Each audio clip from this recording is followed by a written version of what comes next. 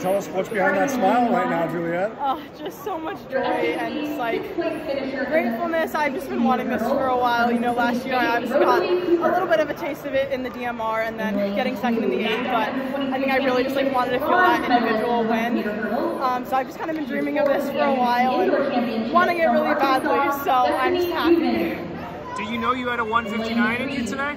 I wasn't too sure. I kind of have been battling a lot of like knee pain, and earlier this week I kind of like strained my hammy a little in practice, so I took a few days off and kind of wasn't sure what my body would kind of let me do. I wasn't really able to do any like fast strides, so the race was kind of a stride in the week.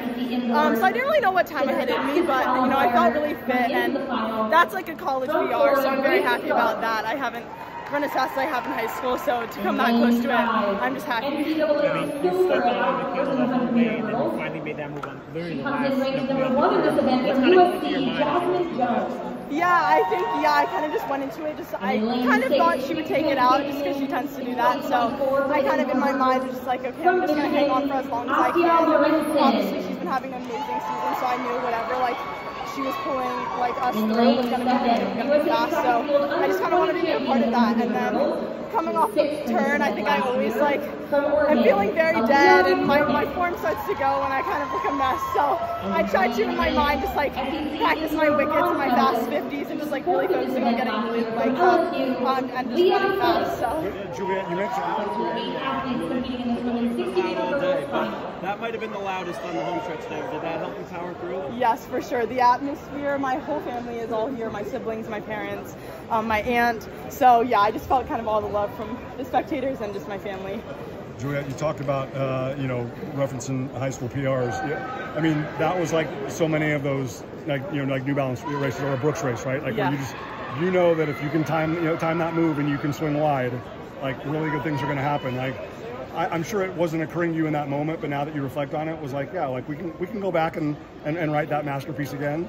Yes, for sure. I think, you know, it's always different, the transition to high school, or from high school to college. I think a lot of us in the NCAA like came from our high schools being, you know, the top ones there, and then kind of having to learn your new place like in the NCAA field is always challenging. But yeah, this kind of reminded me of those Brooks PR and, you know, New Balance Nationals times. Did you have a chance to talk to your dad before you races? I saw he came up and found me and he's like, I'm so nervous right now. I'm like, how do you think Juliette feels right now? But just y'all relationship is so Did he give you any words of encouragement? I honestly didn't see any of my family I've done before, but he gave me a hug when I was walking over to warm up, and that really just like, I saw also my siblings. So that kind of just told me, it was like, you know, reminder of why I do this and like doing it for something so much more than just me. Is it a burden at all to come into college as the high school record holder with all those expectations? It's definitely a lot of pressure. Yeah, definitely, you know, having that like high school record and just like some of my last like high school races, it's definitely scary coming into this. But honestly, this meet like in particular, I didn't really feel that much pressure. I kind of felt like a lot of the light was like on Michaela, which I was kind of grateful for. Like I kind of like when I'm kind of just under the radar and able to just do my thing and like, you know, maybe surprise a few people. Yeah, what happened like outdoors last year? Because you had a pretty strong indoor season and outdoors, you know, making NCAAs. What happened there? Yeah, I think, you know, me and my coach kind of made the decision of doing the 15 instead of the 800 at regionals just to really work on that strength and kind of think about the longer like term goal. Like I think last year our focus was USA's, and I thought, you know, we thought doing the 1500 and doing rounds of the 1500 would really like help my strength in the 800, which I think a lot of today, you know, like having that strength in the end really goes back to those 1500s and those milers. So definitely did not have the outdoor season last year that I wanted to, but I think in the big picture I gained a lot from it. Yeah. Do you feel like you peaked this season pretty like perfectly? Because it seems like you've been running faster every time out. Yeah, I mean, I kind of only did 1 800 in the beginning of the season, and then I just really did a lot of miles, and then I just did my last 800 and then this meet. So I think kind of timing it with having those miles under my belt to help with my strength, and then doing a few finishing touches on the 800 and towards the end of the season really helped me peak here. Going back to the race, you had a really strong last 200. You took off. What was going through your head in that final lap of the race?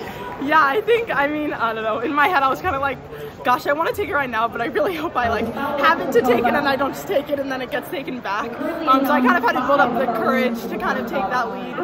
But once I did, I kind of just like had no regrets and just wanted to, you know, make it one last good push. All right, congratulations. Thank you.